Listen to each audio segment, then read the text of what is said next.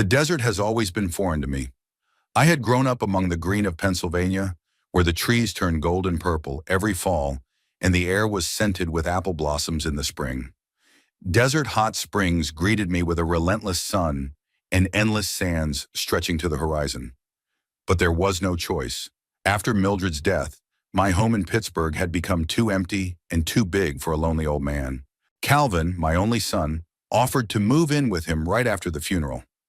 I remember him putting his hand on my shoulder and saying, "Dad, you shouldn't be alone. We have a guest room. You have no idea how great it is in California." I didn't agree right away, but when the silence of the empty house began to weigh on my ears, and memories of Mildred filled every corner with unbearable longing, I called my son and told him I accepted his offer. I am 67, and I have spent the last 43 years with one woman. Mildred was the center of my universe, a safe haven after a long day at work. When cancer took her, I felt like a part of me died with her. Maybe moving in with my son was an attempt to escape the ghosts of the past, or maybe it was a hope to find new meaning in life. Calvin and Tasha's house was a modern, one-story flat-roof structure with huge windows overlooking a lifeless landscape. The guest room that would become mine was at the far end of the hallway, a small space with a single bed and an IKEA dresser. "Make yourself comfortable, Dad," Calvin said, setting my suitcase against the wall. "Bathrooms right across the hall, towels in the locker. Dinner's at 7. I nodded gratefully, feeling the awkwardness of someone trespassing on someone else's territory. My son, once a skinny boy with freckles, had grown into a thick man with bald spots and wrinkles around his eyes. 42 years old, when did he get to be so mature? Tasha appeared on my doorstep a few minutes after my husband left. Tall, with perfectly straight blonde hair and sharp features, she always gave the impression of someone who knew exactly what she wanted out of life. "Eugene," she never called me Dad or even Mr. Abbott, only by my first name. "I hope you'll be comfortable. Did Calvin show you where the bathroom is? Dinner is at 7, but we don't usually have a ceremony. Just gather in the kitchen." There was no warmth in her voice, just the politeness of someone performing a social ritual. I thanked her and began unpacking, trying to find some space for myself in the featureless room.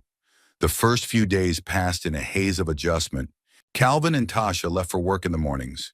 He to a car dealership where he was a financial analyst, she to an insurance company where she worked as a receptionist. I was alone in the empty house, wandering the rooms, trying to get used to the idea that this was my home now. After 35 years as a mailman, I was used to routine and order. Up at 6 every morning, coffee, peanut butter toast that Mildred left on the table before she left for her shift at the supermarket. Then 8 hours of delivering letters, bills, and packages through a neighborhood familiar to every last house. In the evening, dinner with his wife, discussing the day, sometimes a game of Scrabble or watching a favorite TV show. Weekends, backyard barbecues when the weather allowed, or going to the movies on rainy days. Now my days were empty. I tried to occupy myself, reading books, watching TV, walking around the neighborhood. But time stretched agonizingly slow. Desert hot springs seemed like an alien world, with cacti instead of trees and sand instead of grass. A week after I arrived, I first noticed a crack in Tasha's hospitality. It was a Tuesday. I woke up early and decided to make breakfast for everyone. Mildred's recipe for pancakes with blueberries and maple syrup. When Tasha walked into the kitchen, her eyebrows crept upward in surprise. "What's this?"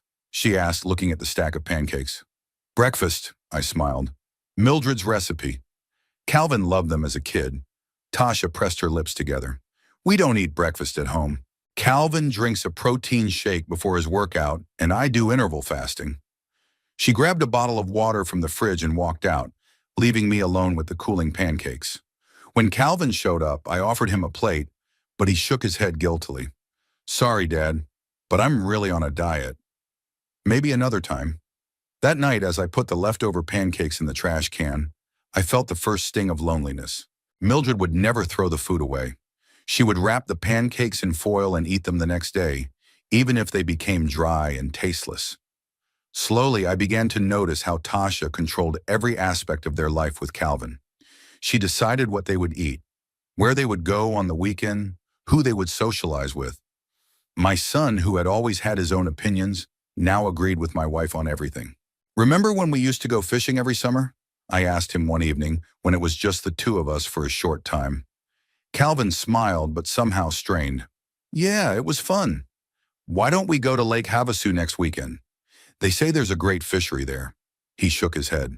That won't work, Dad. Tasha and I have plans. She signed us up for a wine tasting. But you've never liked wine, I marveled. Calvin shrugged. People change. I looked at my son and didn't recognize him. Where was the boy who could sit for hours with a fishing rod, patiently waiting for a nibble? Who loved hot dogs and hated grown-up food? Who dreamed of being an astronomer instead of a financier? In the evenings, lying in bed, I often talked to Mildred as if she could hear me. You wouldn't recognize him, dear. He's become quite different. I remembered how she and I had raised Calvin, never pushing, letting him make mistakes and learn from them. Mildred was a gentle but fair mother. She knew how to listen and always found the right words to comfort or encourage. You would have known what to say to him, I whispered into the darkness. You would have found a way to bring our boy back. But Mildred was gone, and I felt helpless against the wall of alienation that was growing between my son and me. One morning, about a month after I arrived, I overheard Tasha and Calvin talking in the kitchen. They didn't realize I was awake and standing in the hallway. How long does he plan on staying here? Tasha's voice sounded annoyed. I don't know, honey. He just lost his mom. He needs time. Time, yes, but not forever. We have our own lives, California. We didn't plan on supporting your father for the rest of his life. He's not asking us to support him. Calvin's voice turned defensive. But his pension is barely enough for his own expenses. And the electric bills have gone up, have you noticed? And he wastes water like crazy. Those long showers in the mornings. I quietly walked back to my room, feeling the color of shame flood my face. Was I really that burdensome to them? I never wanted to be a burden to my son. That same day I started looking for a job. It wasn't easy at my age, but after several rejections, I was lucky. The local bakery agreed to hire me part-time. Now I got up at 5 in the morning to be at the workplace by 6. The smell of freshly baked bread reminded me of Sunday mornings with Mildred when she made cinnamon rolls. When I informed Calvin of my new job, he looked surprised. Dad, you don't have to work. We'll manage. I want to be useful, son. And I need something to keep me busy. Tasha, who was present for the conversation, smiled for the first time in a while. That's commendable, Eugene. Very commendable. I realized I had passed some invisible test in her eyes. Now I wasn't just a burden. I was bringing money into the house. But even with a job, I felt like a stranger in my son's house. Tasha had set unspoken rules. I wasn't to make noise after 9 p.m., use the kitchen at certain hours, shower for longer than 5 minutes. Calvin pretended not to notice these restrictions, but I could see him avoid looking me in the eye when Tasha once again made a remark. In those rare moments when we managed to be alone together, I tried to re-establish our connection. I told stories from his childhood, asked him about his job, about his future plans. Calvin responded politely but distantly, as if he were talking to a stranger, not the father who had taught him to ride his bike and bandaged his broken knees. Once I tried to talk about Mildred, about how much I missed her, but Calvin interrupted me halfway through. Dad, I know this is hard for you, but it's been 6 months. Maybe you should, move on? Mom would want you to. I looked at him puzzled. 6 months? As if the pain of loss was measured in time. As if you could set a grieving period after which you had to move on. Your mom was my life, Calvin. 43 years together isn't just a habit, it's a part of myself. I understand, but no, you don't understand. I shook my head. And I hope you never have to understand. After that conversation, Calvin had become even more aloof. He was rarely alone with me now, always finding an excuse to leave when Tasha wasn't around. And life in Desert Hot Springs went on as usual. I got used to working at the bakery, to rising early and the smell of fresh dough on my hands. I got to know my neighbors, the elderly Jenkins couple across the street, the lonely Hazel teacher across the street. On weekends, I walked the neighborhood, studying the cacti and desert flowers that seemed to wander among the barren sands. Sometimes I found beauty in this harsh landscape, in the sunsets that colored the horizon in inconceivable shades of orange and purple, in the stars that seemed closer and brighter here than in Pittsburgh. At such times, I would mentally say to Mildred, You would find inspiration for your watercolors here, dear. But more often, I felt like a plant plucked from its native soil and transplanted into someone else's. I longed for the green of Pennsylvania, for the changing seasons, for the familiar streets where every house held memories of my life with Mildred. And I longed for the son I had once known, the freckle-faced boy who had looked at me with adoration and believed his father could do anything in the world. Now there was a gulf between us and I didn't know how to bridge it. With the arrival of fall, little had changed in Desert Hot Springs. No golden leaves, no cool breeze that smelled of rain and leaves, just endless sunshine and dry, hot air that seemed to siphon off all the energy. But if nature remained unchanged, the atmosphere in Calvin's house grew more and more tense.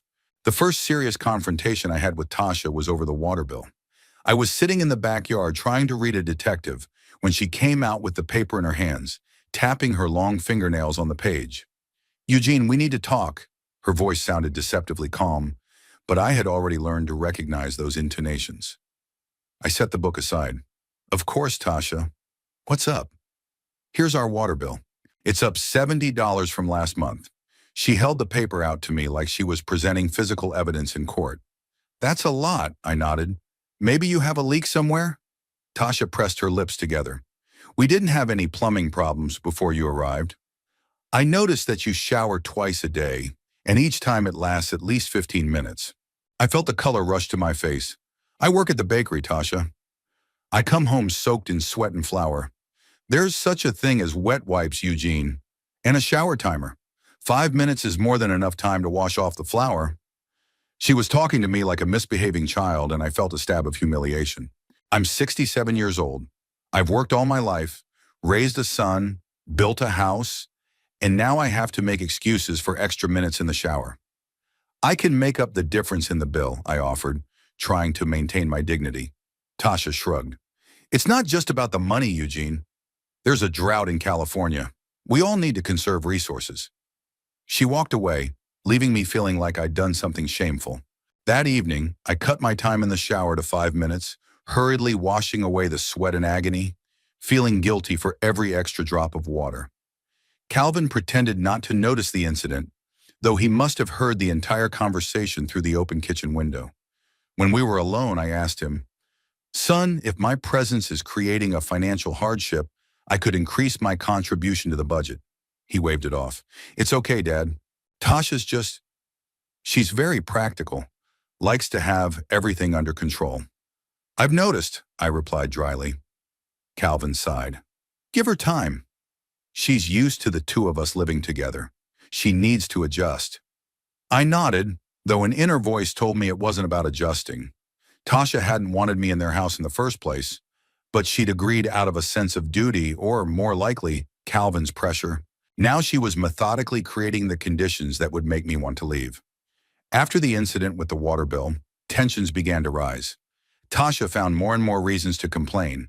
I was leaving crumbs on the kitchen table. I was watching TV too loudly. I was not sorting the trash properly for recycling. "Separate the plastic caps from the bottles, Eugene."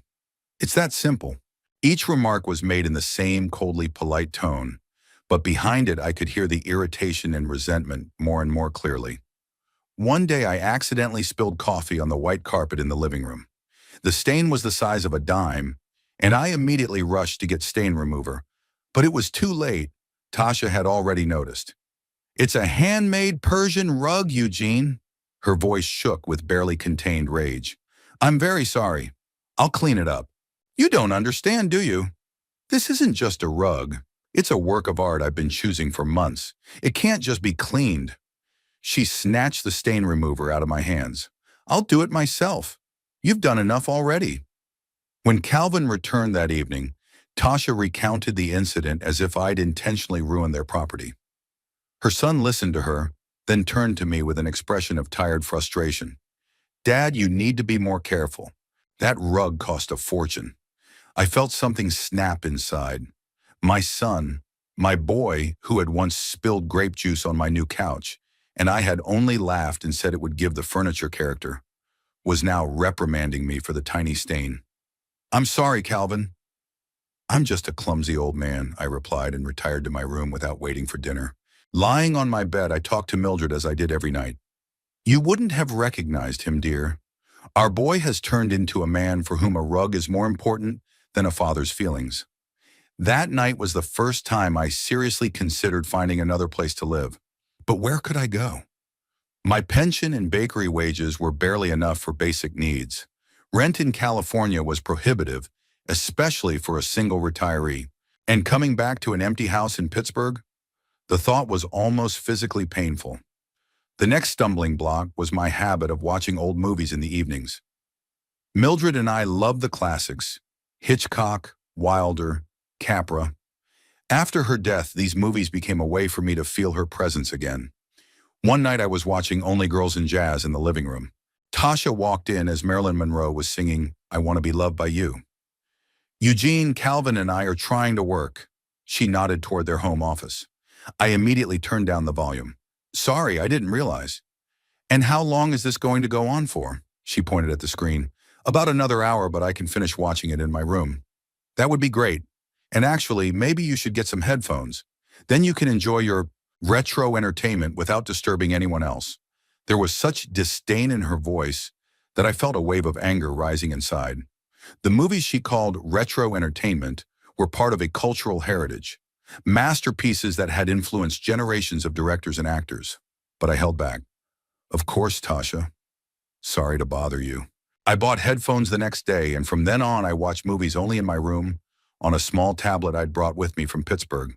It was a far cry from watching on the big screen, but I didn't want to create more conflict. Tasha, however, was finding more and more reasons to be unhappy. When I invited the neighbors, the Jenkins couple, over for a cup of coffee, she was outraged that I hadn't asked permission. This isn't your house, Eugene. You can't just invite people over without our knowledge. They came over for literally half an hour. We sat in the backyard and didn't bother anyone. That's not the point. It's about respecting our space and our rules. I looked at her puzzled. What rules, Tasha? You never said I couldn't invite my friends over. Because I thought it was obvious, she retorted. Calvin, who was present for this conversation, finally intervened. Let's all calm down. Dad, next time just give us a warning, okay? And you, Tasha, don't exaggerate. The old Jenkinses are harmless. Tasha threw him a fierce glare, but remained silent. Later, I heard them arguing in the bedroom, and though I couldn't make out the words, I knew I was the cause of the conflict. Gradually, Calvin and Tasha's house became a minefield for me, where every step could lead to an explosion. I learned to walk almost silently, to speak softly, to take up as little space as possible. But even that wasn't enough. One day I heard Tasha on the phone with one of her friends. You have no idea, Olivia. He's all over the place, leaving his stuff behind, watching these prehistoric movies, inviting some old people over. I feel like I'm suffocating in my own house. Her words hit me like a slap. Was my presence so unbearable? I tried to be inconspicuous, helping with the household chores, contributing to the family budget. What more did she want from me? The answer came unexpectedly when Tasha started talking about my house in Pittsburgh one evening. You still haven't decided what to do with your house, Eugene? I shook my head. Not yet, no. It's standing empty. I pay taxes and basic utilities so the pipes don't freeze in the winter. But that's a pointless waste of money. Her eyes suddenly lit up with interest. Maybe, but I'm not ready to sell it yet. Too many memories. Tasha exchanged a glance with Calvin. But you do realize it's unsustainable, don't you? The house is sitting idle, losing value, and you're spending money to maintain it while living here. I looked at my son, hoping to find support, but he only shrugged uncertainly. Mom told me, you've always been a practical man, Eugene. It's strange to see such sentimentality. Her words were like salt to the wound. Using the memory of Mildred to manipulate me was low, even for Tasha.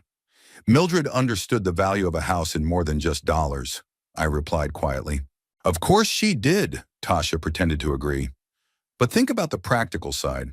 Selling the house could give you financial independence. You could rent your own place here in Desert Hot Springs, be closer to Calvin, but have your own space. That was it. Tasha wanted me to move out, but still stay close enough to not incur the judgment of Calvin or their mutual acquaintances. The perfect solution for her. I'll think about it, I replied, even though I already knew I wouldn't sell the house. It was the last thing that connected me to my past life, to Mildred, to the person I once was. After that conversation, Tasha started slipping me rental listings on a regular basis. Look at this cute studio just 10 minutes from us. And the price is quite reasonable. I politely thanked and put the ads aside. It became our silent game. She pretended to care about my comfort. I pretended to consider her offers. Meanwhile, the tension in the house was building. Calvin stayed late at work more and more often, avoiding returning to the Cold War atmosphere between father and wife. When he was home, he preferred to lock himself in his office or bedroom, leaving Tasha and me alone. I tried to establish a relationship with my son, offered to go somewhere together, to the movies, fishing, just go for a walk. But Calvin always found excuses.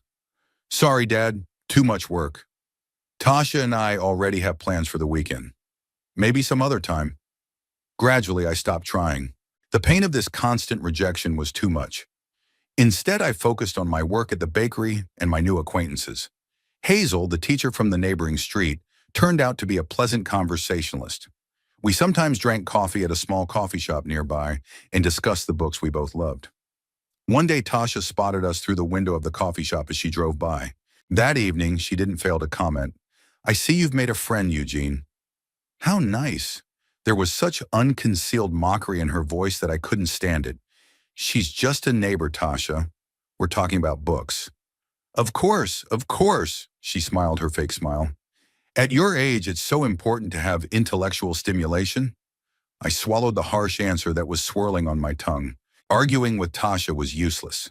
She always knew how to turn a conversation around to make me look stupid or inadequate.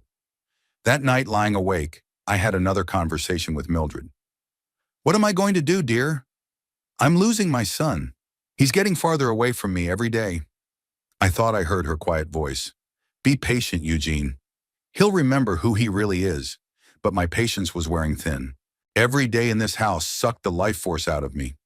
I could feel myself becoming a pale shadow of my old self, hunched over, apologetic, afraid to make a move or say a word. Tasha, on the other hand, was becoming more and more aggressive in her attempts to displace me. One day she, accidentally, threw away a box of my photo albums that I kept under my bed. Among them was an album of Mildred's photos that hadn't been digitized, the only copies that were priceless to me. I thought it was old junk. She shrugged when I discovered it was missing and asked her about it. Fortunately, the trash hadn't been emptied yet, and I was able to salvage the albums. But this incident was the last straw. I realized that Tasha wasn't going to stop until she got her way, and that Calvin wasn't going to stand up for me. I started thinking about moving back to Pittsburgh.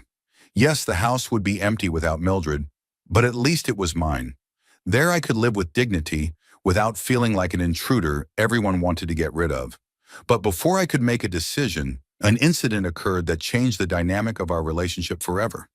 It happened on a Sunday, a rare day when we were all home. Tasha was making lunch, a complicated dish with quinoa and avocado that she had found on some fancy cooking blog. I was sitting at the kitchen table, looking through the newspaper. Eugene, could you read somewhere else? I need space. Tasha stood over the cutting board, slicing vegetables with such force that the knife clattered against the surface.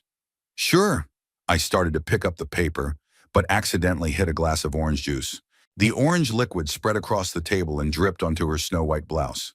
Tasha froze, staring at the stain with an expression as if I'd poured acid on her. You did that on purpose, she hissed. What? No, of course not. It was an accident. An accident? Her voice went up an octave. Like the albums? Like the carpet? Everything with you is just accidents, Eugene.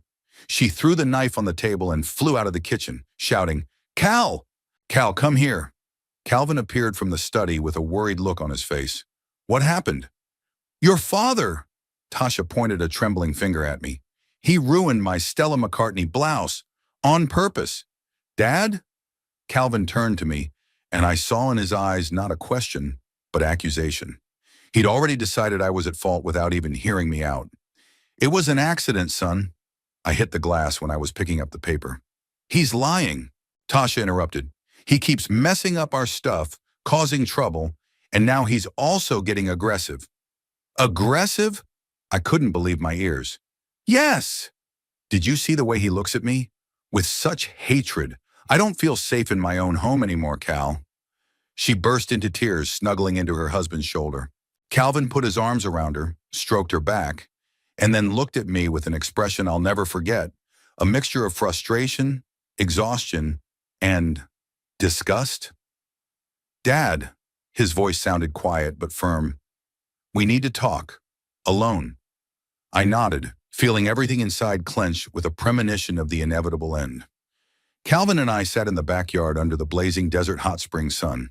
The chairs were arranged so that we were looking out at the parched landscape, not at each other. My son was rubbing his wedding ring on his finger, a gesture inherited from me. I always twirled my ring when I was nervous or didn't know what to say. Dad, we can't go on like this, Calvin finally spoke up. I stayed silent, waiting for him to continue, even though I already knew where he was going with this. Tasha, she's really upset. That juice incident was the last straw. It was an accident, California. I would never do anything to hurt Tasha. My son ran a hand through his hair, another gesture he'd adopted from me. This isn't just about today. All of this has been building up for months. She feels like she can't be herself in her own home. I looked at him puzzled. She can't be herself? What about me, Cal? I tiptoe around your house, afraid to sneeze an extra time lest I piss off your wife. This is our house, Dad, and we let you live here when you had nowhere else to go. His words hit me harder than any slap. Allowed? I'm your father, Cal, not some tramp you picked up out of pity. Calvin sighed. That's not what I meant. Exactly what you mean, I interrupted. You sound exactly like Tasha. Her words, her thoughts, her attitude. My son straightened, a stubborn expression on his face that I remembered well from his teenage years. Tasha is my wife, Dad. We're one family. And what am I, Calvin? An outsider? He didn't answer, and that silence told me more than any words could. To him, I had truly become an outsider, a nuisance in his and Tasha's perfect life. I think you should find another place to live, he finally said, avoiding looking me in the eye. Even though I expected those words, they still hurt, like opening an old wound. Are you kicking me out? Not kicking me out, Calvin objected hastily. It's just, we'd all be better off if you had your own space. We'll help with money if you need it. I grinned bitterly. Tasha's money to get rid of a burden? My son finally looked me in the eyes, and I saw a mixture of guilt and annoyance in them. Don't be dramatic, Dad. No one thinks you're a burden. Really, I stood up from my chair. Then let's ask your wife. Without waiting for an answer, I headed into the house. Tasha was in the kitchen, furiously scrubbing a stain on her blouse. At my appearance, she straightened, her eyes narrowing. So did Cal tell you? Yes, I nodded. You finally got your way, Tasha. I'm leaving. A look of triumph flashed across her face, but she quickly hid it under a mask of concern. Eugene, don't take this as a personal insult. It's just that Calvin and I are in need of space. Enough hypocrisy, I said tiredly. You've wanted me gone from day one. Considered me a burden. Didn't you? Tasha was silent for a moment, as if deciding whether to keep up the facade of politeness. Then she shrugged, as if shedding a tiresome mask. Yes, you're a burden, Eugene. Her voice sounded calm, almost mundane. A financial, emotional, physical burden. You take up space, consume resources, create tension. Calvin feels obligated to take care of you out of some outdated notion of filial duty, but in reality, she paused, we'll both be glad when you're gone. At that moment, Calvin entered the kitchen. He heard his wife's last sentence, and a look of concern was reflected on his face. Tasha, don't... No, Cal, stop pretending, she cut him short. Your father's old enough to hear the truth. We're not rich enough to support a dependent, and I'm tired of these endless stories about the past. The smell of old age in the house, his stuff everywhere. Tasha, Calvin exclaimed, but there was no real indignation in his voice, only concern that she was speaking too plainly. I shifted my gaze from Tasha to my son. Is that your opinion too, Cal? Am I a dependent who smells of old age? My boy, the one I'd taught to ride his bike, the one I'd read bedtime stories to, the one who'd come to me with all his problems, couldn't look me in the eye now. He was silent, and that silence spoke louder than any words. I see. I turned around and headed to my room.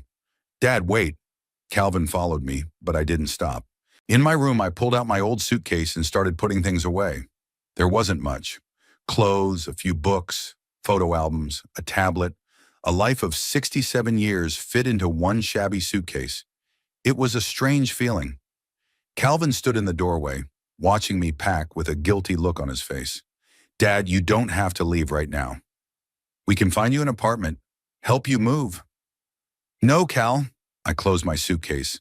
I'm not staying where they don't want me, not a minute longer. But where will you go? I shrugged. I'll find a motel. Then I'll decide what to do next. You have money? There was concern in his voice. Maybe I'll give you. I don't need your money. I cut him off sharply, feeling a wave of bitterness and resentment rising inside. Dad, don't be stubborn. It's not. Not what, Cal? Not an eviction? Not a betrayal? What do you call it? My son lowered his eyes. I didn't mean for it to turn out this way. But it turned out this way. I picked up my suitcase and headed for the exit.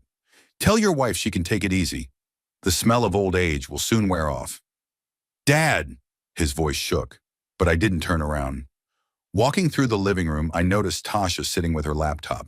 She looked up and nodded at me dry, businesslike, as if we'd made a deal and were now parting ways, satisfied with the outcome. I stopped on the porch and took a deep breath of hot desert air. For the first time in months, I felt strangely relieved, as if I had shed a heavy weight I had been carrying on my shoulders. Yes, I was old, lonely, and practically broke, but I was no longer an unwelcome guest, forced to constantly apologize for my existence. As I walked down the hot sidewalk, dragging my suitcase behind me, I thought of Mildred. What would she say if she saw our son now? Would she recognize this cold, calculating man as the boy we'd raised? A few blocks from Calvin's house, I saw a small motel with a neon sign that read Desert Oasis. It was a typical drive-through establishment, a one-story building with a row of doors facing the parking lot, a hobbled potted cactus at the front desk. The full middle-aged woman behind the front desk tore herself away from a crossword puzzle when I walked in. What can I do for you? I need a room. I stammered, not knowing how many days I'd need. For a week for starters. She looked at me and my shabby suitcase appraisingly. $70 a night. 3 days, prepayment minimum. I mentally counted my savings. There wasn't much money, part of my paycheck from the bakery and the rest of my pension. But there was no choice. Okay. The woman, her name tag read Dolores, handed me a form to fill out and a room key. Number 12 at the end of the row. Breakfast is from 7 to 9, but don't expect much. Coffee and donuts. I thanked her and headed for my temporary shelter. The room was exactly as I'd imagined it would be. Small, with shabby carpeting, a creaky bed, and an ancient TV. The bathroom looked relatively clean, though the tiles on the floor were cracked and the faucet was leaking, filling the room with the monotonous sound of dripping water. I sat down on the bed and, for the first time all day, allowed myself to fully realize what had happened. My son had kicked me out of his house. He had chosen his wife over me. 42 years of caring, of love, of sacrifice, and this is how it ended. Tears came to my eyes, but I held them back. Too much had been shed since Mildred's death. All I felt now was an emptiness inside and a strange numbness, as if it were happening to someone other than me. I laid out my things. It doesn't take long to arrange the contents of a single suitcase. Then I sat down in the only chair in the room and stared out the window. Behind the dusty glass was a view of the parking lot and a slice of deserted landscape beyond. The sun was slipping towards sunset, coloring everything around him orange and red. What now, Mildred? I whispered into the void. There was no answer, of course, just silence and the monotonous dripping from the bathroom faucet. The next 3 days passed like a blur. I continued to go to work at the bakery, but now I had to take the bus to get there, almost an hour one way with 2 transfers. I spent my evenings in my room, watching old movies on my tablet or reading one of the few books I'd brought with me. Calvin called twice, but I didn't answer. What could we say to each other? He'd made his choice. I'd made mine. On the fourth day after I left my son's house, the unexpected happened. I was coming home from work, tired after a long shift and 2 bus rides on a hot day. As I passed a small convenience store, I noticed a sign that read, "Lottery tickets, 100 million jackpot." I don't usually play lotteries. Mildred called them a dream tax and considered them a waste of money. But something made me stop. Desperation, maybe? Or just a desire to believe in a miracle for a moment? I went inside. The young guy behind the counter was boredly leafing through a magazine. "One lottery ticket, please." "Which one?" He pointed to a stand of colorful tickets. I didn't understand them. "The one with the biggest winnings? Mega Millions? 100 million right now." "Yeah, his." $2. I reached into my wallet and pulled out the last $2 bill. There was less and less money left. The motel was eating up almost all of my savings, and the paycheck at the bakery was meager. Soon I'd have to decide whether to go back to the empty house in Pittsburgh or find a cheaper place to live here. The guy handed me a ticket. "Good luck, mister." "The drawing's tonight at 8 o'clock. Watch it on TV." I nodded, slipped the ticket into my shirt pocket, and continued on my way to the motel. That evening, lying on my bed and mindlessly changing channels on the ancient television, I came across a live broadcast of the raffle. The host, with a dazzling smile, stood next to a transparent drum full of balloons. "Good evening, America. Tonight we have a record jackpot of $100 million. Someone could become a multi-millionaire tonight." I pulled the ticket out of my pocket and looked at the 6 numbers the machine had selected. A meaningless set of numbers. The odds of winning were astronomically small, and yet the drum spun and the first ball popped into the chute. 27, announced the announcer. I looked at my ticket. The first number matched. 35. The second number matched too. A strange feeling stirred inside, a mixture of excitement and disbelief. 42. The third number. It matched. I straightened up on the bed, not believing my eyes. 19. Number 4. It matched again. My heart started pounding somewhere in my throat. 53. Number 5. It matched. I couldn't breathe, couldn't move, couldn't take my eyes off the screen. And the last balloon, 61. I slowly lowered my gaze to my ticket. 61. All 6 numbers matched. "We have a winner," the presenter announced jubilantly, but her voice came to me as if through a column of water. I stared at the ticket, unable to believe my eyes. It's impossible. There's no such thing as coincidence. There must be some mistake. With shaking hands, I double-checked every number. 27, 35, 42, 19, 53, 61. It all matched. I had hit the jackpot. $100 million. No, not 100. After taxes and choosing a lump sum instead of an annuity, about $12 million. $12 million. I sat on the edge of the bed, feeling the room swim before my eyes. $12 million, a sum that seemed unreal, fantastic, more than I'd made in my entire life. My first thought was to call Mildred, to share the news with her, but she wasn't there. The second thought was to call Calvin. But that thought brought a strange bitterness. What would I say to him? "Hey, son, remember when you kicked me out like a burden? Well, now I'm a multi-millionaire." I looked at the ticket in my hand, the little piece of paper that had just changed my whole life, and didn't know whether to rejoice or cry.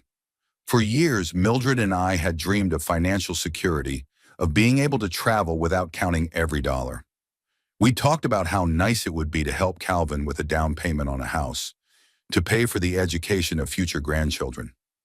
Now I had the money, but no Mildred, and the relationship with my son seemed irretrievably damaged. I carefully put the ticket in my wallet, then lay back on the bed and stared at the ceiling. My mind was swarming with thoughts. What to do with the winnings, how to get them, who to tell, who not to tell. But through all this practical fuss, one clear thought shone through. Fate had given me a second chance, a chance to live out my remaining years with dignity, independent of anyone. "Can you see it, Mildred?" I whispered into the darkness. Though the rational part of me knew she wasn't there, I could almost hear her quiet laughter and the words, "Eugene Abbott, you always knew how to surprise me." I smiled, feeling not bitter but hopeful for the first time in a long time. $12 million wouldn't bring my wife back or restore my relationship with my son. But it would give me freedom, the freedom to choose how to live my life without feeling like a burden to anyone. The morning after my winnings greeted me with bright sunlight streaming through the motel blinds.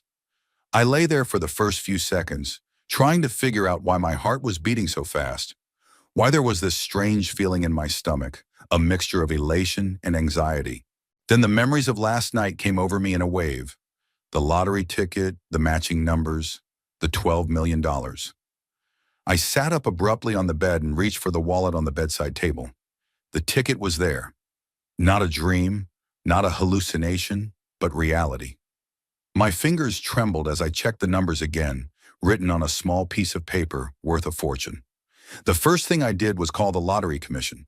The pleasant female voice on the other end of the line explained the procedure. I needed to come to their Sacramento office with my ticket and ID, fill out the forms, have my photo taken for the press, unless I wanted to remain anonymous, and choose between an annuity or a lump sum. Congratulations to you, Mr. Abbott. You're our first big winner this year, she added at the end of the call. After the call, I sat for a long time contemplating the situation. The Sacramento office is a 5-hour drive from Desert Hot Springs. I didn't have a car, and I didn't want to risk traveling with a ticket on public transportation. I needed to find a safe way to get there. In the end, I decided to take a cab to the nearest car rental place. This ate up a good portion of my remaining savings, but I reasoned that soon money would no longer be an issue. I chose the easiest and most economical option at the rental shop, an unremarkable gray sedan. The clerk looked at me in surprise as I paid with the last of my cash, but said nothing. The drive to Sacramento was long and tedious.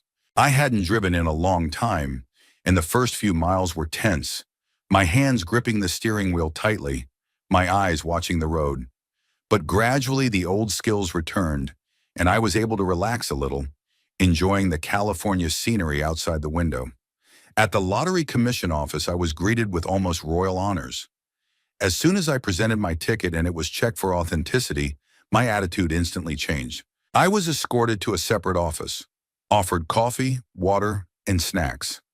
A young woman named Samantha, who introduced herself as my personal counselor, explained in detail all the legal and financial aspects of winning.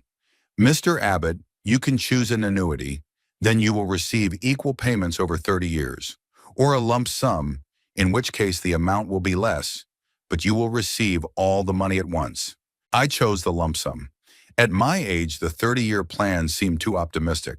Besides, I wanted to be able to dispose of the entire sum now, rather than wait for annual payments. Then it was time to address the issue of anonymity. In California, lottery winners can't remain completely anonymous. Their names become public information, but I could opt out of the photo shoot and press conference. I'd prefer a minimum of publicity, I told Samantha. She nodded understandingly.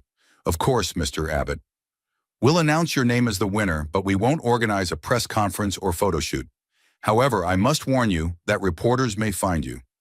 The next few hours passed in signing an endless amount of documents, tax forms, waivers, payoff agreements.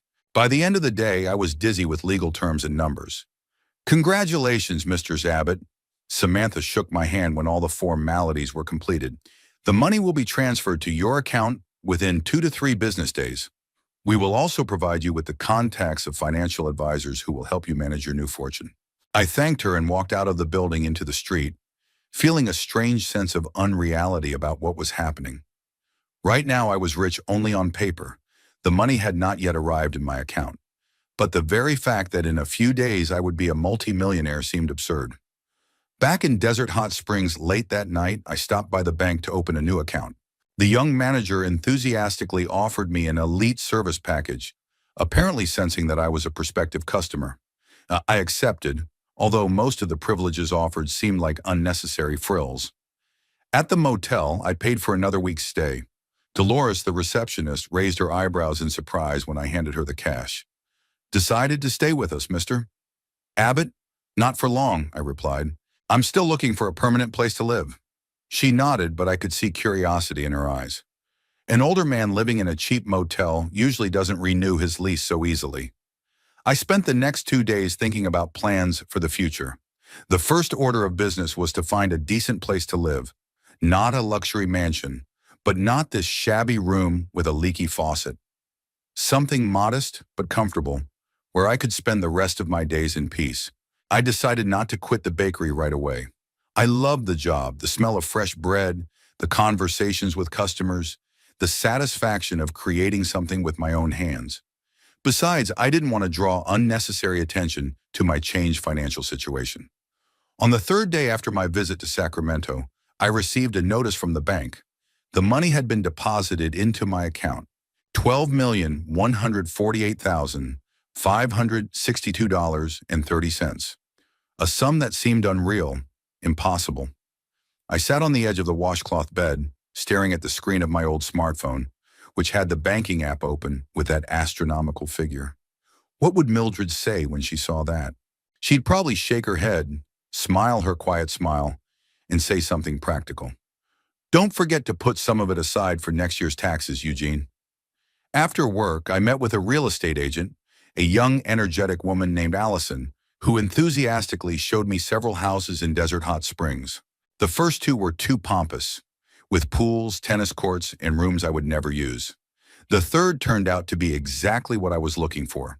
A small one-story house in a quiet neighborhood with 3 bedrooms, a spacious living room, and a cozy backyard that could accommodate a small garden. The asking price is $800,000, Allison informed me, watching my reaction. Manakinam, but the owners are willing to consider offers. I'll take it, I replied without hesitation, at full price, but with the condition of closing the deal quickly.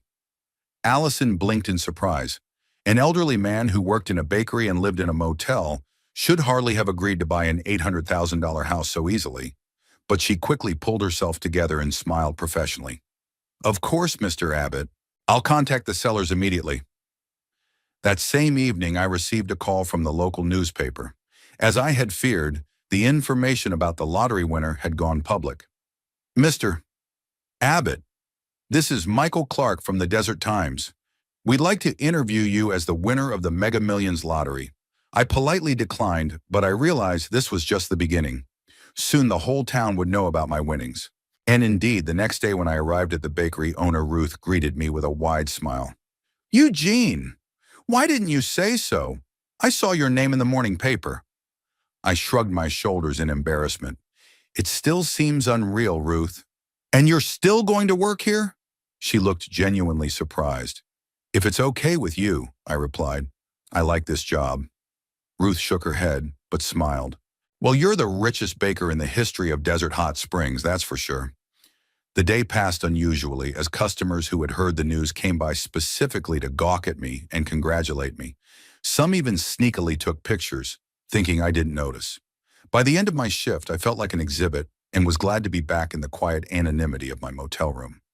In the evening, a call came in from Calvin. I stared at the phone screen, not knowing if I should answer. We hadn't spoken since the day I'd left their house. What had changed now? Only one thing, 12 million reasons. After the 5th ring, I did answer. Hi, Cal.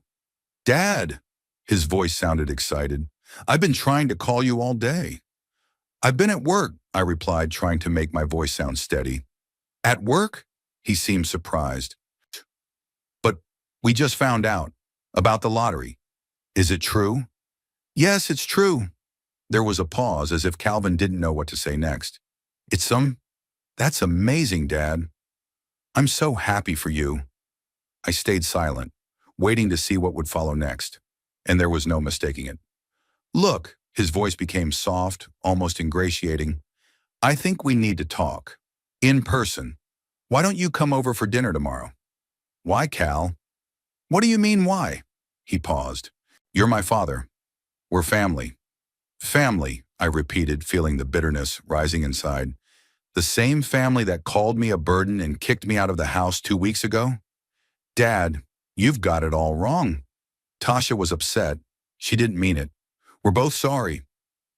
What exactly are you sorry about, Cal?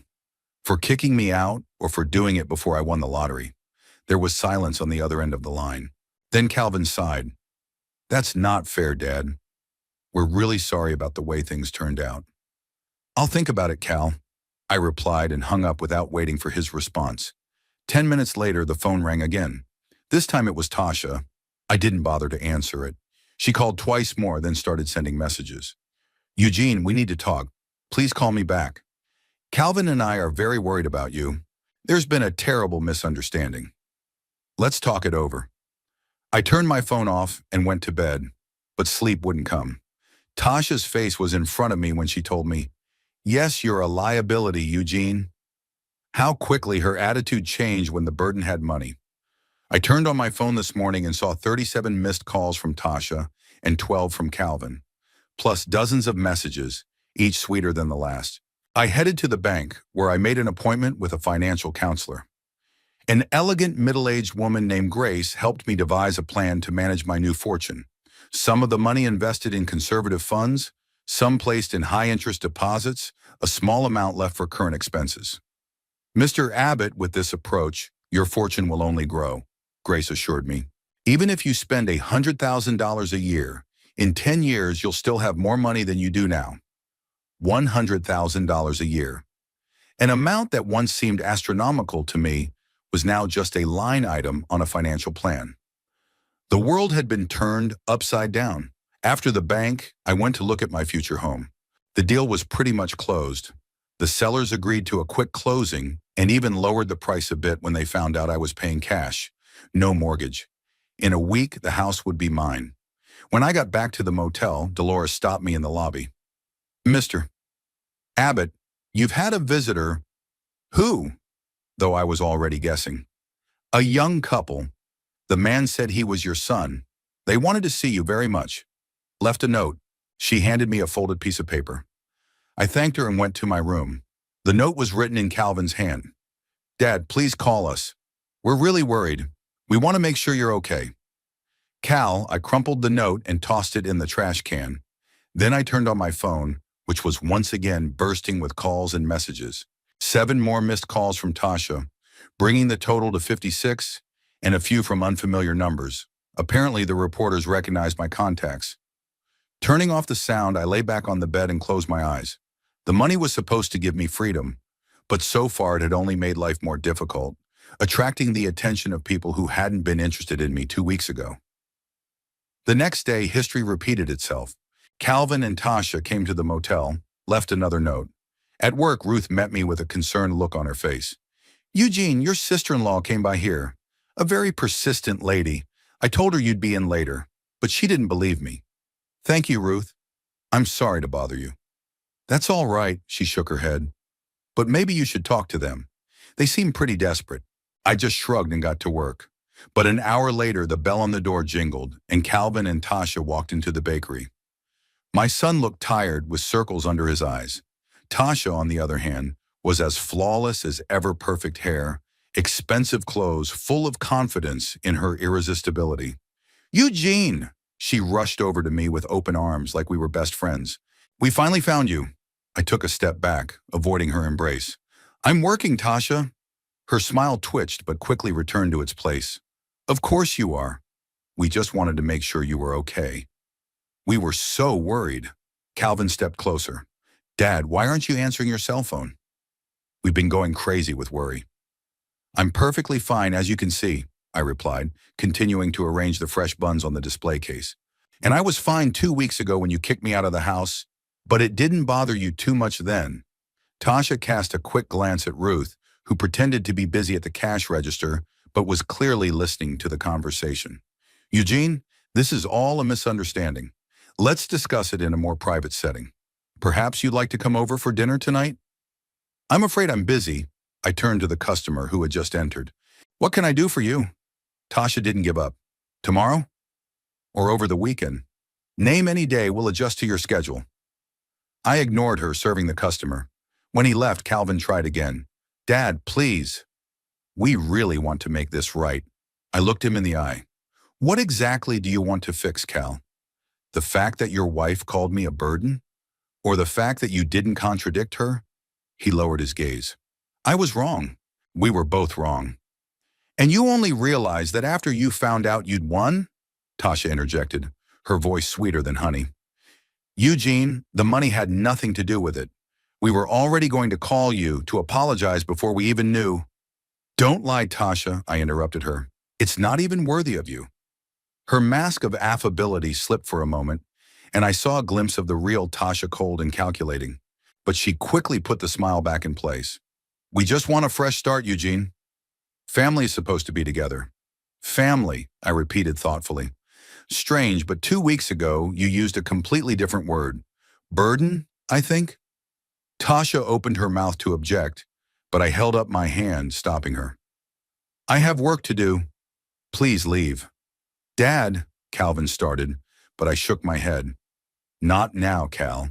Maybe later, but not now. They reluctantly left, but I knew it wasn't over. And indeed, they drove back to the motel in the evening. I saw their car in the parking lot and didn't leave the room until they left. The next day, Tasha showed up alone, with a huge fruit basket and a bottle of expensive wine. I refused to accept the gift. Her smile became strained, a cold glint in her eyes. You're being ridiculous, Eugene. We just want to make up. No, Tasha, I shook my head. You want access to my money. Those are different things. She straightened up, insulted. How dare you? Calvin is your son. We're your family. My family kicked me out 2 weeks ago. And now that I've won the lottery, suddenly she's remembered my family feelings. Strange coincidence, don't you think? Tasha changed tactics, her eyes filling with tears. Eugene, I made a terrible mistake. I was under stress. I said things I didn't mean. Please give us a chance to make it right. I looked at her perfectly played tears and felt nothing but tiredness. I'm sorry, Tasha, but I don't believe you. Well, she transformed instantly, the tears gone, her eyes as cold as ice. You're going to regret this. Calvin is your only son.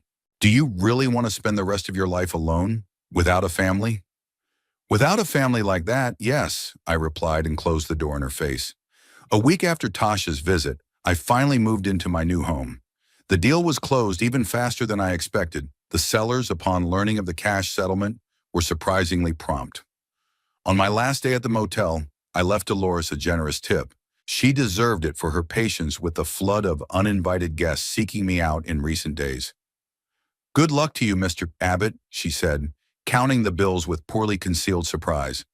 I hired a small crew of movers to move my modest belongings from the motel, as well as deliver the new furniture I'd ordered from a local store.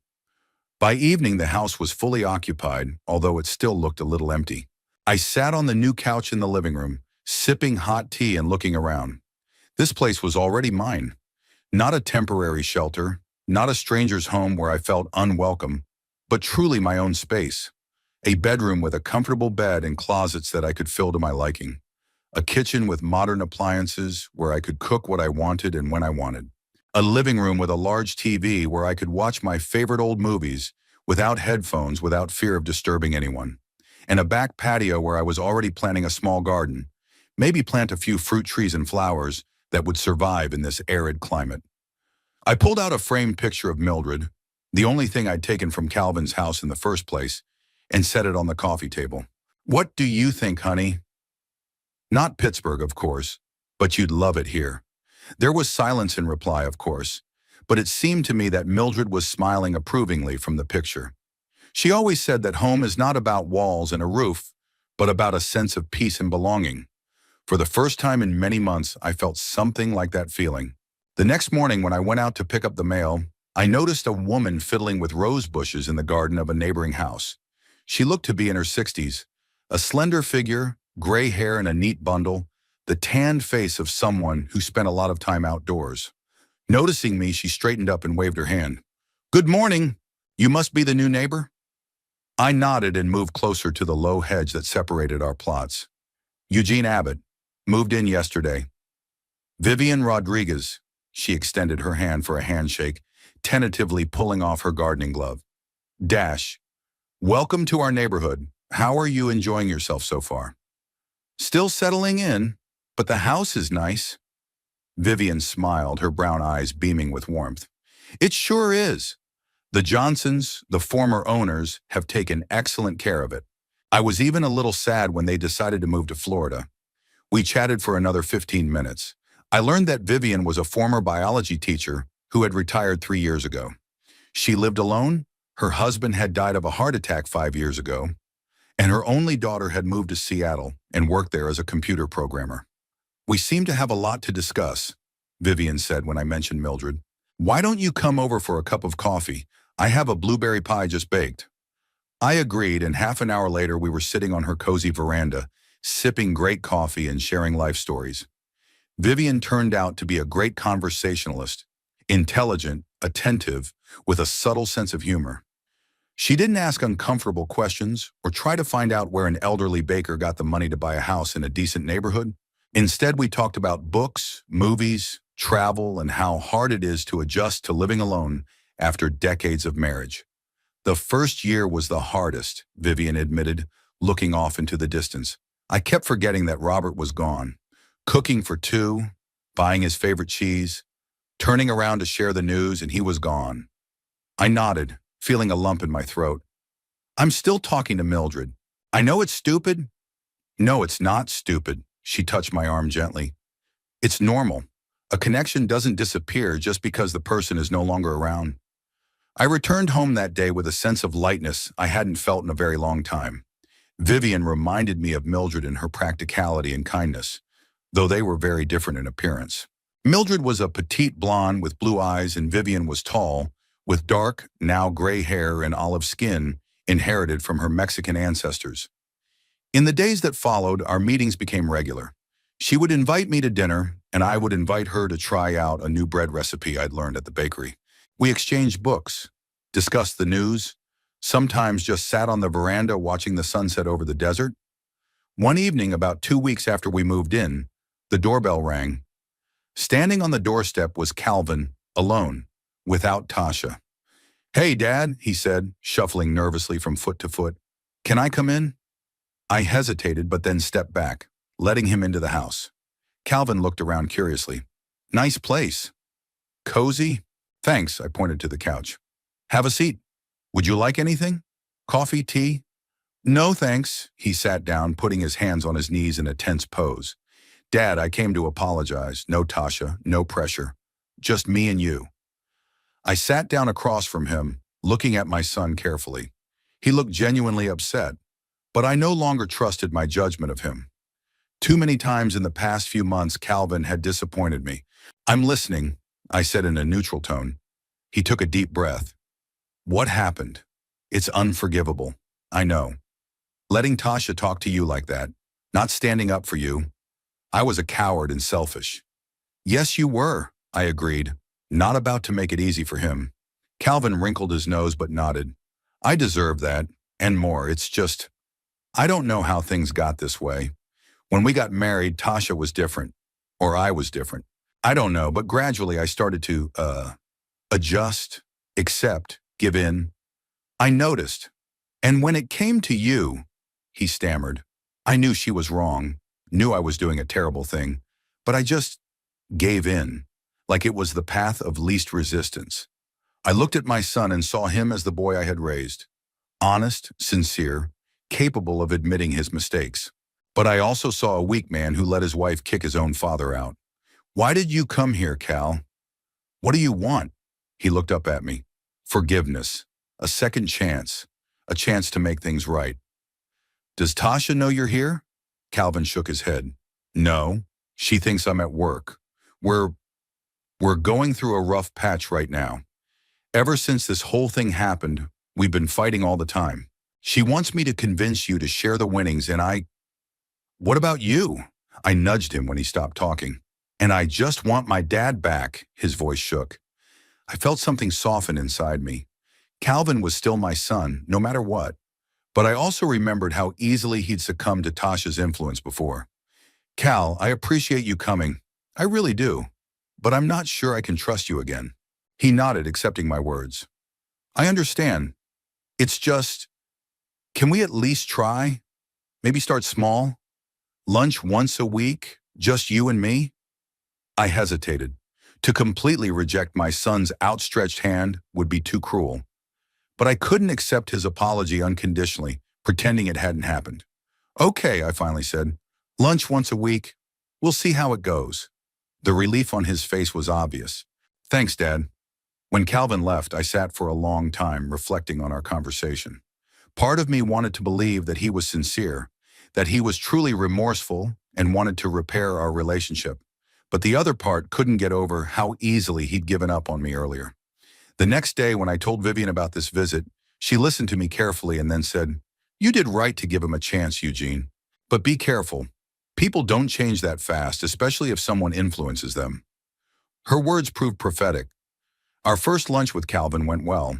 We went to a small Italian restaurant and talked about neutral topics: his job, my new life, old memories. But the second week, everything changed. Calvin came to lunch tense, with dark circles under his eyes, and almost immediately got to the point. "Dad, I need to ask you something. And please don't get mad right away." I set the menu aside, already guessing where this was going. "Speaking. Tasha and we've had some financial difficulties. Nothing serious, it's just, we bought a house at the peak of the market, and now it's worth less than our mortgage. And Tasha wants to do some remodeling, update the kitchen.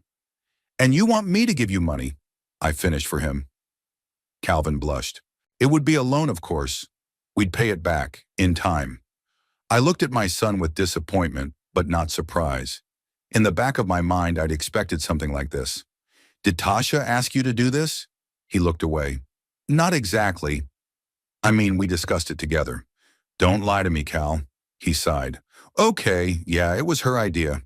She said it would be stupid not to ask for help when you have so much money, that a family should help each other." "Families should help each other," I repeated slowly. "And kicking your elderly father out of the house is also a show of family support?"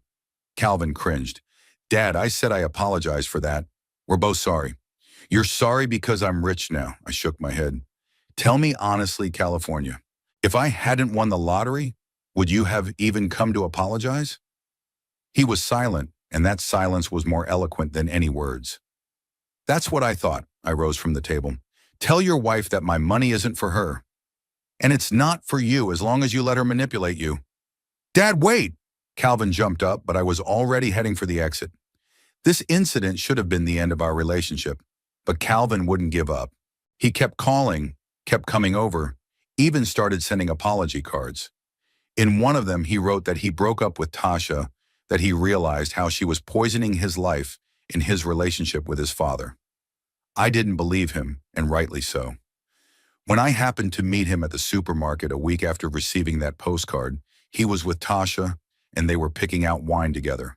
A few days later, Tasha made another attempt.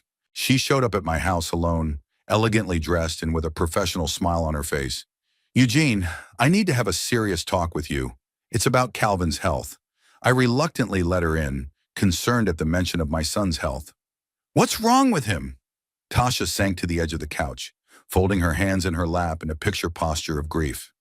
"He's been diagnosed with a tumor. The doctors say he needs surgery, very expensive. Our insurance only covers part of it." "Stop, Tasha," I interrupted her. "Do you really expect me to believe that?" Her face contorted with anger for a moment, but she quickly regained control. "I don't know what you mean." "It's the truth. Calvin is sick." "Then why didn't he come himself?" "Why didn't he call?" "He's in the hospital for a checkup." I pulled out my phone and dialed my son's number right in front of her. Calvin answered after the second beep. "Dad." "Hey, Cal. Are you at the hospital right now?" "What?" "Number. I'm at work." "Why?" I looked at Tasha, who had already gotten up and was heading for the exit. "Nothing. Just checking on something. Talk to you later." Hanging up the phone, I caught up with Tasha at the door. "How are you not ashamed of yourself? Using your illness to scam money out of you?" She turned around, her eyes glittering with cold fury. "You don't deserve that money anyway. What will you do with it? Spend it on your stupid old movies and cheap pies? You don't even know how to live large. Get out of my house, Tasha, and don't come back." "You'll regret it," she hissed. "Calvin and I are going to have children, your grandchildren, that you'll never see. They'll only be better off with a mother like you." I closed the door in her face. After that visit, I changed my phone number and installed a security system in the house. I didn't want to think Tasha was capable of anything really dangerous, but her last words sounded like a threat. A few days later, Calvin came again. This time he looked genuinely upset. Dad, I didn't know Tasha came to you with those lies. I swear I didn't know anything about it. But you're still with her. It wasn't a question. It was a statement. He lowered his head. I tried to leave. Really tried. But she threatened to sue everything we have, to ruin my career, to spread rumors. And you chose the path of least resistance again. Calvin was silent, ashamed. I sighed, suddenly feeling tired of the whole situation. Cal, I'm your father, and I will always love you. But I can't watch you let this woman run your life. And I'm definitely not giving her a dime of my money. I understand, he looked completely defeated. If you ever decide to truly change your life, my door is always open to you. But only for you, not for her. After Calvin left, I sat pensive for a long time. My heart ached at the thought of my only son being stuck in such a toxic relationship. But I also realized I couldn't save him if he didn't want to be saved himself. That evening, I shared my thoughts with Vivian as we sat on her porch, watching the stars over the desert. You know, Eugene, sometimes the greatest love we can show is to let people make their own mistakes, she said as she squeezed my hand in hers. Even if it hurts? I asked. Especially if it hurts, she smiled softly. Our children have to find their own way. All we can do is be there for them when they're ready to accept our help. I nodded, feeling oddly relieved by her words. Maybe she was right. Maybe all I could do now was wait and hope that one day, Calvin would find the strength to break the vicious cycle. In the meantime, I had my new life, my new home, and an unexpected friendship with Vivian that was becoming more important to me every day. We had both lost beloved spouses. We both knew the loneliness and pain of loss. But together we found comfort in the simple joys of life. A good book, a warm conversation, the beauty of a sunset over the desert. One day as we were strolling through the neighborhood, Vivian took me by the arm and said, You know, Eugene, I'm glad to have you as my neighbor. You make me feel alive again. I looked at her, the silver hair waving in the light wind, the warm smile, the crinkles in the corners of her eyes, and felt something inside me respond to her words. Me too, Vivian. Me too. That evening of the same day, I sat in my living room, looking at Mildred's picture. What do you think, dear? I asked quietly.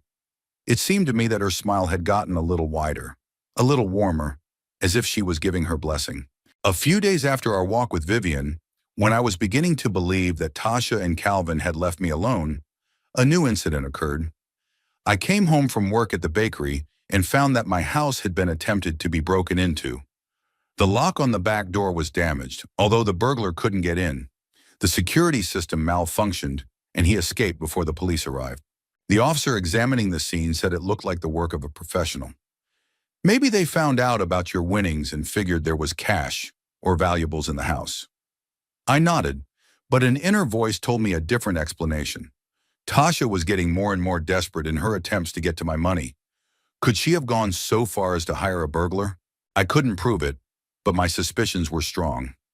I couldn't sleep that night, tossing and turning in bed and thinking about my son and his wife. Had greed so clouded their judgment? Or was Tasha really capable of doing anything for money and Calvin just too weak to resist her? I called Calvin in the morning and bluntly asked him if he knew anything about the attempted break-in. What? No, he sounded genuinely shocked. Dad, you don't think I could— Not you, I interrupted him. Tasha. There was a long pause. Dad, I know you and Tasha have a complicated relationship, but she would never. Are you sure about that, Cal? 100% sure? Silence again, and in that silence I heard doubt. I'll talk to her, he finally said. Be careful, I warned. She's really involved in this. Who knows what else she's capable of? After that conversation, I stepped up security measures at the house and hired a private investigator to keep an eye on Tasha.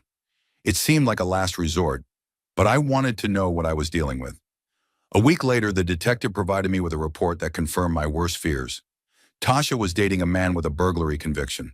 They had seen each other twice, at different cafes, and both times she had handed him an envelope, presumably containing money. I didn't know what to do with this information. Go to the police? but there was no evidence of a direct link between Tasha and the attempted break-in. Tell Calvin? But would he believe me? In the end, I decided to do both. I relayed the detective's information to the police and then called Calvin and asked him to come to my house. We need to have a serious talk, son. This is about your safety. Calvin arrived an hour after my call. He looked anxious and confused, like a man who hadn't gotten enough sleep in a long time. Dark circles under his eyes, wrinkled shirt, nervous movements. My son was clearly on edge. What's wrong, Dad? He asked, barely crossing the threshold. I led him into the living room and offered him tea, but Calvin impatiently declined. You said it was about my safety. What's going on? I sat down across from him and placed the folder with the detective's report on the coffee table. I had to hire a private investigator, Cal. After the attempted break-in at my house, I wanted to know what I was dealing with. And what does that have to do with me? He visibly tensed. Tasha was dating a man with a criminal record for burglary. Twice. And both times she handed him money. Calvin turned pale. What? No, there's some kind of mistake. See for yourself. I motioned the folder toward him. He opened it with visible reluctance. Inside were photos, dates, times, brief reports of observations.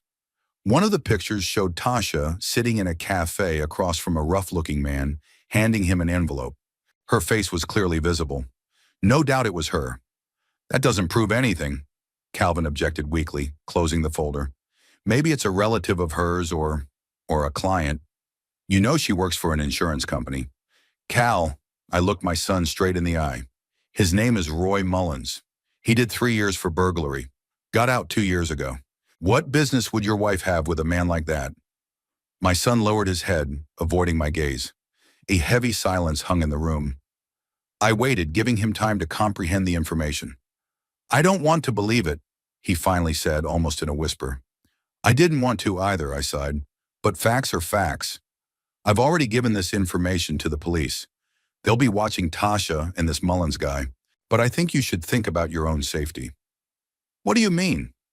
Calvin raised his eyes to me, eyes that read fear in them. If Tasha is willing to hire a burglar to get to my money, how far can she go? What if one day you come between her and what she wants? He shuddered. You think she might? I don't know, I interrupted him, and I don't want to find out. That's why I'm offering you a choice, Cal. Now, here and now. I pulled 2 envelopes from my desk drawer and placed them on the table in front of my son. In one of these envelopes is a check for $200,000, enough to start a new life somewhere away from Tasha. In the other are the divorce papers I prepared with the help of an attorney. He's waiting for your call to start the process. You want me to choose? Calvin looked at the envelopes with bewilderment. No, Cal, I want you to choose yourself. Your safety, your future, your happiness, not money or Tasha. And if I don't take any of the envelopes, I took a deep breath. This was it, the moment of truth, the moment I'd been dreading but preparing for the past few days. Then our paths will part, California. I can't watch you ruin your life with a woman who might be capable of a crime, and I'm certainly not giving her a dime of my money. You mean that's an ultimatum? A note of indignation appeared in his voice. Either I do as you want or you give up on me? No, Cal, I shook my head. This isn't an ultimatum. It's a reality. I love you and I always will. But I won't be an accessory to your unhappiness. And I won't let Tasha use you to get to me or my money. Calvin was silent, looking at the envelopes. I could see him struggling with himself. Different feelings and thoughts colliding within him. I need to think about it, he finally said. Sure, I nodded. Take the envelopes with you. Decide when you're ready. He gathered the envelopes and stood up. At the door, he turned around. I love you, Dad. I love you too, son.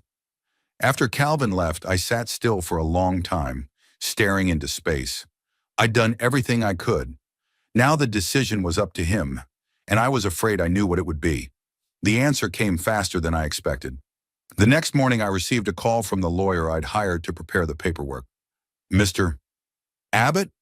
Mr. Calvin Abbott contacted me. He said he won't be filing for divorce, but would like to discuss another proposal with you. I felt my heart grow heavy in my chest. What kind of proposal? He didn't elaborate. Said he would contact you directly. And indeed, an hour after that conversation, Calvin appeared on my doorstep again, but this time not alone, but with Tasha. I reluctantly let them in, watching Tasha warily. She looked calm, even peaceful, with a soft smile on her face, but I didn't believe that smile anymore. Eugene, she began, as we settled into the living room, Calvin told me about your proposal and about your suspicions. Not suspicions, I corrected. I have proof of your meetings with Mullins. Oh, that, she waved her hand carelessly. It's not what it looks like. Roy is a client of our insurance company. He had a problem with his payout, and I helped resolve the matter unofficially. By handing over money in an envelope? I raised an eyebrow. In advance for our lawyer's services? Tasha lied without blinking an eye. But that wasn't the point. Calvin and I talked a lot about you, about our relationship, about the future, and we've come to the conclusion that we all need a fresh start. I looked at my son. He was sitting next to his wife, but he didn't look convinced. His gaze ran around the room, avoiding meeting mine. What new start? I asked cautiously. We want to move, Tasha replied. A fresh start, in a new city, with new opportunities. And you need money. It wasn't a question. Not just money, she shook her head. Your blessing, your support. We want you to be a part of our lives, Eugene. Part of our future children's lives. I looked at her and saw the lie in every word, every gesture. Tasha was a good actress, but not that good. What about the attempted break-in? I asked bluntly. We don't know anything about that, she answered quickly. It was probably just a common thief who heard about your winnings. I shifted my gaze to Calvin. What do you think, Cal? My son flinched, as if he'd been plucked from a deep reverie. Yeah, I think Tasha's right. We need a fresh start. But his eyes said otherwise. Doubt, fear, and a mute call for help read in them. Okay, I nodded slowly. Let's talk about your move. Where are you planning to go? We were thinking San Diego. Tasha perked up, sensing the conversation was moving in the right direction. Beautiful city, great career opportunities. Calvin could get a job at a big financial firm, and I could get a job at an insurance company. We've got our eye on a lovely house in a nice neighborhood. She continued to talk, and I watched Calvin. My son cringed more and more with every word my wife said, as if every mention of their plans together was a blow to him. Cal, I interrupted Tasha's monologue, is this really what you want? To move to San Diego with Tasha? Silence ensued. Tasha turned to her husband with a smile that didn't reach her eyes. Of course it's what we both want. Isn't it, darling? Calvin swallowed. His gaze darted between my wife and me. I could see the fear and desire for release struggling in him, so I decided to help him take that step. Son, my voice sounded soft but firm, you don't have to do anything you don't want to do. You don't have to stay in a relationship that makes you unhappy. You don't have to submit to another person's demands, even if that person is your wife. What nonsense, Tasha exploded. Her mask of benevolence instantly came off. Calvin, don't listen to him. He's just trying to turn you against me, like he always does. No, Tasha. I shook my head. I'm trying to help my son find his own voice. The voice you've been drowning out all these years. She stood up abruptly. We're leaving. Calvin, let's go. But my son didn't move. He sat with his head down, fists clenched in his lap. Calvin, Tasha repeated, her voice rising. No, he said quietly. What? She couldn't believe her ears. I said no. Calvin looked up. I saw determination in his eyes for the first time in a long time. I'm not going with you, Tasha. Not now, not in San Diego, not anywhere. She stared at him in disbelief. You're choosing him? This old man? Instead of me? Your wife? I'm choosing me, Calvin said firmly. For the first time in years, I'm choosing me. Tasha's face contorted with anger. You're going to regret this. You'll both regret it. She grabbed her purse and headed for the exit. At the door, she turned around. I'll take every last dime, Calvin. Everything, you hear me? And with those words, she slammed the door so hard that the glass rattled. There was silence in the room. Calvin sat with his face in his palms. His shoulders were shaking. I walked over and sat next to him, putting my hand on his back. You did the right thing, son. I know, his voice was muffled. It's just, It's been so hard. All these years I've lived obeying her, afraid of her displeasure, her anger. How could I have let this happen? How could I become like this? It happens gradually, I said softly. Day by day, small concessions that seem insignificant, until one day you wake up and realize you've lost yourself. Calvin lifted his head, tears in his eyes. What am I supposed to do now, Dad? What you should have done a long time ago, I smiled at him. Live your life. By your own rules. Be free. We talked for a long time that day. About his marriage to Tasha, about the moment things started to go downhill, about the future. Calvin decided to take me up on my offer to take the money and start a new life. But not in San Diego, but in Portland, the city he'd always dreamed of, but where Tasha refused to move because of the rainy climate. I promise I'll pay you back this money, Dad, he said, accepting the check. You don't have to, I shook my head. Consider it an investment in your happiness. The only thing I want in return is for you to be happy. The next day, Calvin filed for divorce. As promised, Tasha fought for every penny. She hired an aggressive attorney and made many demands. But thanks to the help of my lawyer and evidence of her meetings with Mullins, which the police classified as suspicious, though they couldn't prove, a direct link to the attempted burglary, the court ruled most of the time in Calvin's favor. The divorce was finalized 6 months later. Calvin moved to Portland, rented a small apartment, and found a job at a local investment firm. I talked to him regularly on the phone and was pleased to hear a gradual note of confidence and optimism in his voice that I hadn't heard in years. We never heard from Tasha again. She had sold the house in Desert Hot Springs and was rumored to have moved to Las Vegas. That didn't surprise me. The city of gambling and fast money suited her personality just fine. As for me, I could finally focus on my own life. I quit my job at the bakery, although I continued to bake bread at home, an activity I enjoyed. I started traveling, first around California, then across the country.